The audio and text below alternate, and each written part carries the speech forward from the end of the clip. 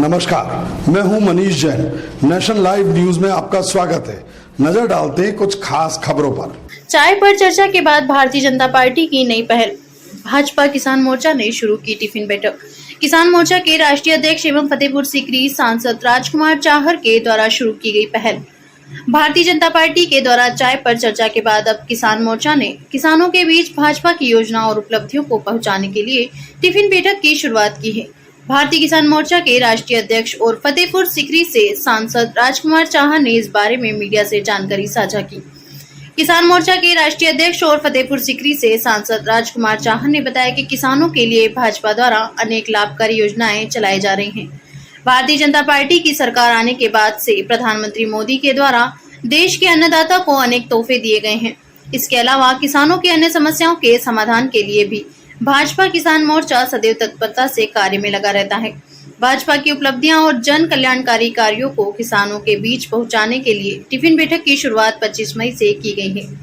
इस बैठक की खास बात यह है कि इसमें पूरे देश में भाजपा किसान मोर्चा के पदाधिकारी टिफिन लेकर किसानों की समस्याओं और उनके निराकरण पर गंभीरता से विचार करते हुए क्रियान्वयन करेंगे, जिससे किसानों तक भाजपा की जन कल्याणकारी योजनाओं और उनकी समस्याओं को प्राथमिकता के तौर पर हल किया जा सके। देखिए, देश के यशस्वी प्रधानमंत्री आदरणीय श्री नरेंद्र मोदी जी ने जब वो गुजरात में मुख्यमंत्री के रूप में भी रहते थे और संगठन का काम देश भर में करते थे, तो गुजरात में इस प्रकार की बैठकों का आयोजन किया जाता था, जिसमें टिफिन लेकर कार्यकर्ता अपने साथ जाते हैं। जिले की बैठक में पुराने जो हमने कार्यक्रम किए हैं संगठन के, उनकी समीक्षा करना और आगामी कार्यक्रमों की योजना और रचना को तैयार करके उसका क्रियान्वयन के लिए प्रतिबद्धता करना, इस प्रकार इस बैठक का आयोजन किया जाता रहा है।